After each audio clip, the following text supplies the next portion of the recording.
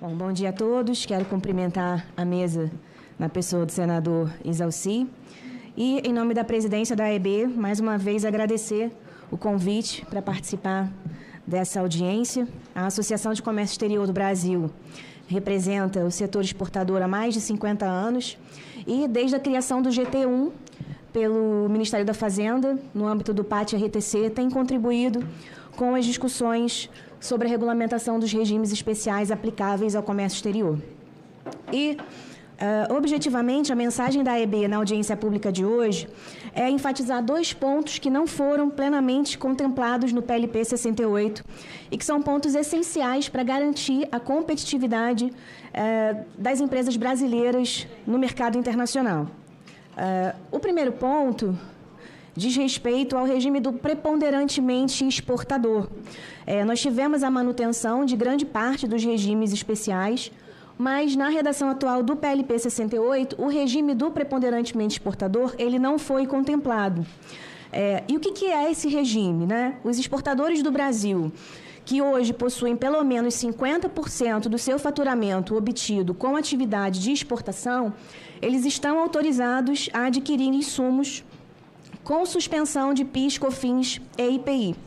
E qual que é o objetivo dessa suspensão? É a desoneração, né? Evitar um acúmulo de créditos fiscais na cadeia produtiva do setor exportador. É desonerar o exportador brasileiro para que ele tenha melhor condição de competir com outros países no cenário internacional.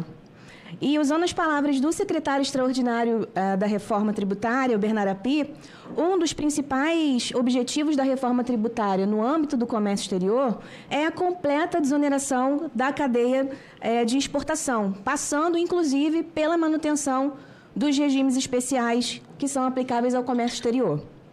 Então, hoje, os exportadores brasileiros que adquirem matérias-primas, produtos intermediários, materiais de embalagem, eles fazem isso com suspensão dos tributos PIS, COFINS e IPI.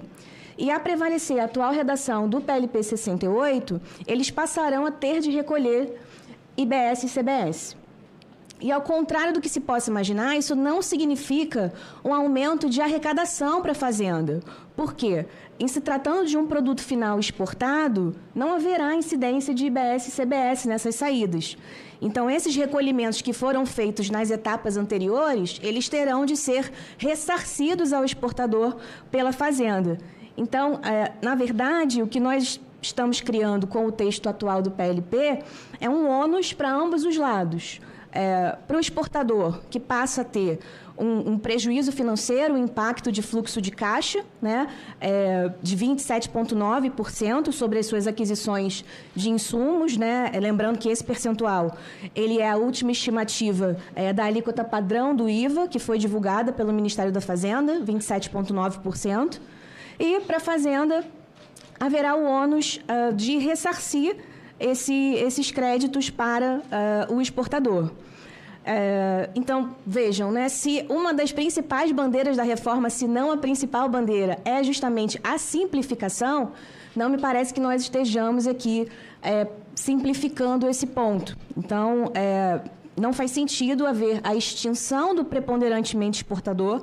Esse ponto ele precisa ser revisitado no texto do PLP 68, para que, a exemplo do que acontece hoje com PIS, COFINS e IPI, haja também a suspensão de IBS e CBS nas aquisições desses insumos que eu mencionei. E o último... Sim, nós temos proposta de emenda. E o segundo e último ponto, em função do tempo, é a questão do imposto seletivo ser incluído nos regimes aduaneiros especiais, né? E aqui um breve parênteses nesse primeiro bullet do meu slide, que é a questão da incidência do seletivo sobre as exportações. Nós sabemos que existe uma audiência pública específica para o seletivo, mas nós não podemos deixar de mencionar esse ponto, porque ele é de extrema importância, né? O seletivo, ele, hoje, no texto atual do PLP, ele está alcançando a exportação de bens minerais e a nossa percepção é de que isso fere frontalmente o que está exposto disposto na emenda constitucional 132, lá no artigo 153, parágrafo 6º, inciso 1, está expressa a premissa para o seletivo nas exportações, ele não vai incidir sobre as exportações. E, mais adiante, no inciso 7 desse mesmo dispositivo, quando nós temos, então, uma previsão específica para o seletivo na extração, por uma interpretação lógica, o que nós temos é, na verdade, uma alíquota máxima de 1% para o seletivo na extração de bem mineral, independentemente da destinação de uso desse bem mineral. Nós não estamos falando aqui de uma destinação geográfica, se para venda no mercado interno ou se para exportação. Nós estamos falando aqui de uma destinação de uso. Então, é fundamental que esse ponto seja observado sob pena de nós criarmos um novo resíduo tributário para o exportador. E, como bem sabemos, precisamos exportar serviços e produtos, não tributos. Então, esse é um ponto muito importante que nós não poderíamos deixar de mencionar. E, voltando ao último ponto da nossa colocação aqui, é a questão da inclusão do seletivo nas importações, como eu mencionei. Sendo o imposto seletivo um imposto não recuperável, o que acontece? Ele acaba acrescido ao preço final do produto que vai ser exportado.